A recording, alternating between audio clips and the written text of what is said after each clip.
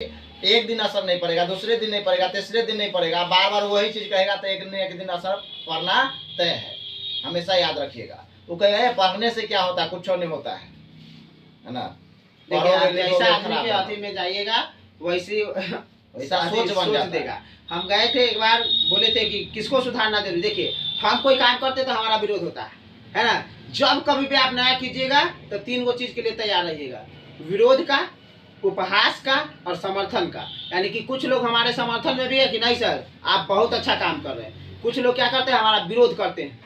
ये बात हम पहले से जान रहे होते हैं कि हम ये करने जा रहे थे, इसका कोई ना कोई विरोध जरूर करेगा। यानी कि विरोध तो मैक्सिमम करता है लेकिन वो कंट्रोल से बाहर हो जाता है।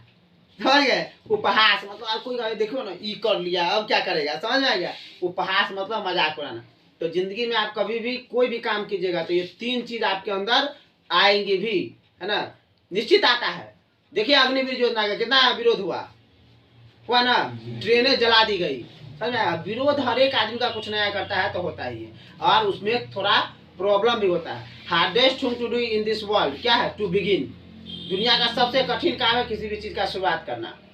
और एक समय हम टीचर्स डे के दिन हमारे जुबान से निकल गया था कि हम गरीब बच्चों को स्कॉलरशिप देंगे क्योंकि हमने गरीबी देखी है। तो इसके चलते हमारा कई बार विरोध करते कितना कोचिंग वाले या फिर कोई, ठीक है।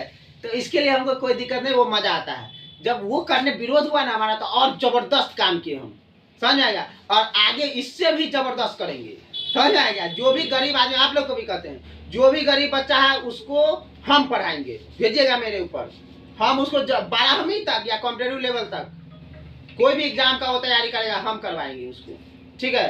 तो इसलिए विरोध कभी कभी आप जो भी सोच रखते हैं ना जैसा आप वो करना चाहिएगा तो उसको कई बार हो जाता है कि विरोध हो जाएगा कहीं पर, तो उससे सोच नहीं बदलता। यही होता है सफल और असफल में अंतर, है ना। असफल आदमी क्या करता है, दूसरे के डर से अपना सोच बदल देते हैं। असफल आदमी क्या करते हैं, अपना सोच से दुनिया बदल देते हैं। समझ आ गया? आप जिस स्ट्रेटजी के साथ अभी पढ़िएगा और नंबर ला करके दिखाइएगा तो दुनिया देखेगी वो कैसे पढ़े, आपसे पूछेंगे, समझ में आया? तब आप उसको बताइए, तब दुनिया फिर उसी बात को मानेगी। समझ रहे ना?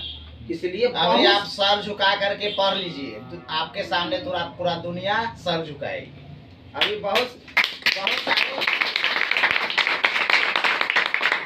हम लोग यंग है। यंग आदमी का मतलब होता है सिंबल ऑफ एनर्जी, नेशनलिटी, है ना, पावर। ये सभी का हम लोग एक तरह से सिंबल है।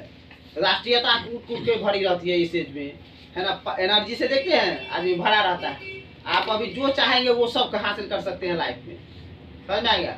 इसलिए हम आपके साथ है, एकदम जम के मेहनत कीजिए। कोई भी दिक्कत होता है हम आपके साथ खड़े हैं। लड़का जिसको दिक्कत होता है आता भी है साथ में कोई भी चीज से, है ना, तो हम खड़े हैं। और खूब मेहनत कीजिए, आगे बढ़िए, जाके एग्जाम दीजिए। एग्जाम हो जाएगा फिर आगे हम आपको एक, है ना, सेशन बुलाएंगे, उसमें आपको बताएंगे कि कौन सा सब्जेक्ट लेकर के किस तरह से करियर बन सकता है। समझ में आएगा? Thank you so much.